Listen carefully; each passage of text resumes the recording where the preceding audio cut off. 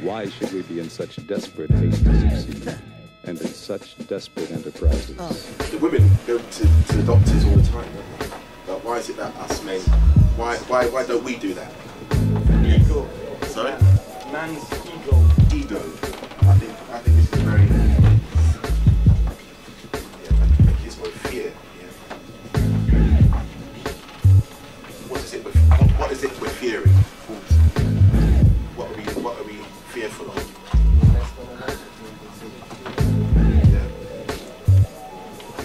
Some of us are scared that if there's something wrong with us, we'll feel less of a man ourselves.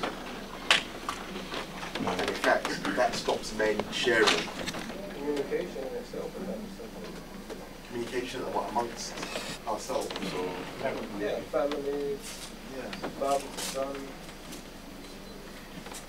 Yeah, a lack of communication.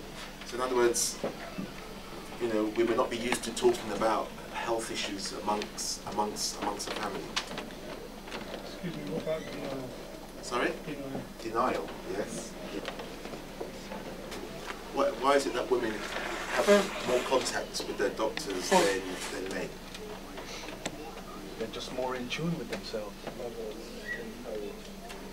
I think yes. Women are more in tune. The caring factor of the woman. I think the caring factor is very important. And also the other thing is pregnancy. You know, men don't get pregnant. So when a woman's pregnant, she's got to go to the hospital for antenatal checkups. And so women are more used to having that contact with medical services. So yeah, sure, they'll have menstrual problems. More trust. Yeah.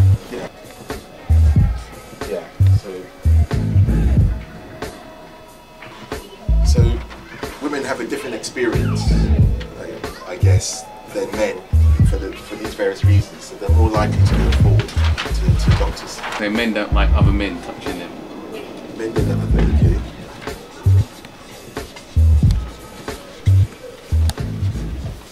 Men don't like being examined by other men.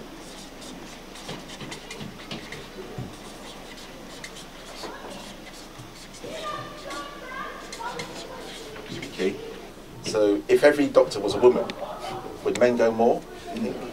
By the sounds of things, yeah. Sorry? For certain things.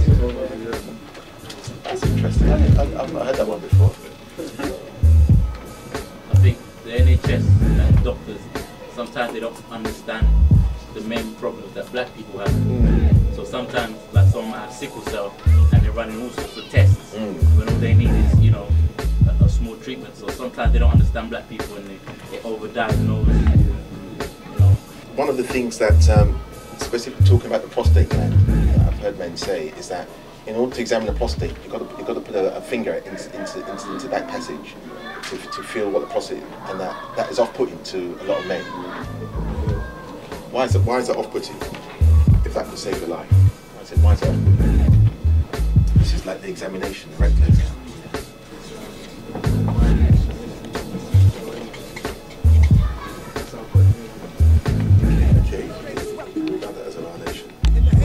That may apply specifically to the prostate.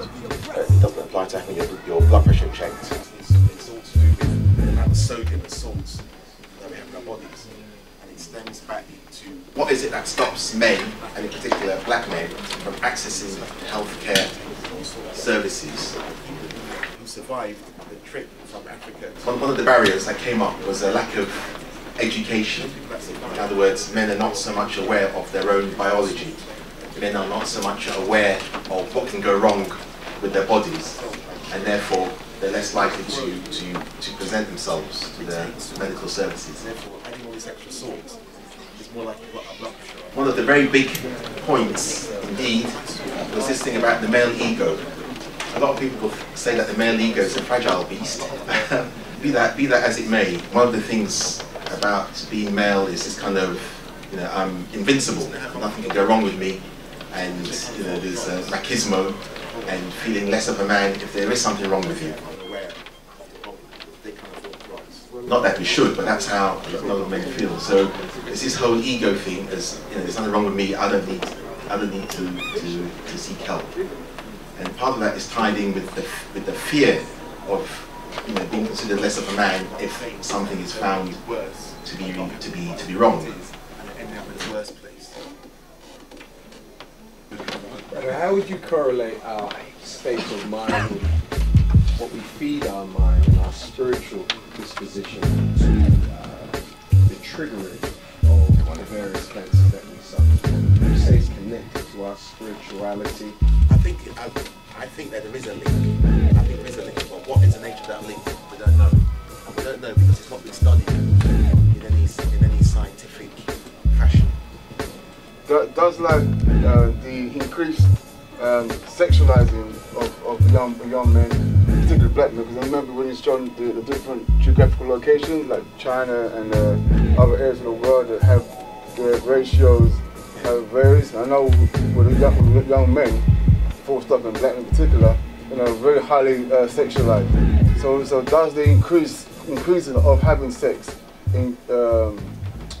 raise the level of risk? And some studies say it does, some studies say it doesn't. What people agree on is that having multiple sexual partners definitely increases your risk. Because it's very difficult to get. There was an issue of communication. As men, we tend not to communicate about health issues in the same way that women talk about health issues.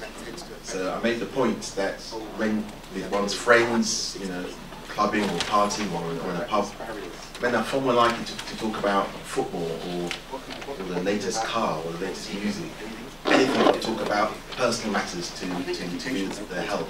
So we have to kind of change this mindset.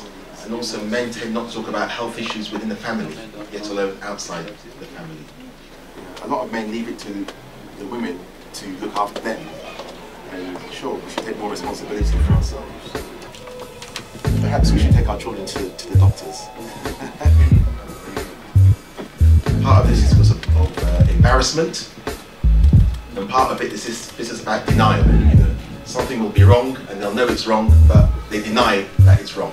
The greatest weapon in the hands of the oppressor is the mind of the oppressed.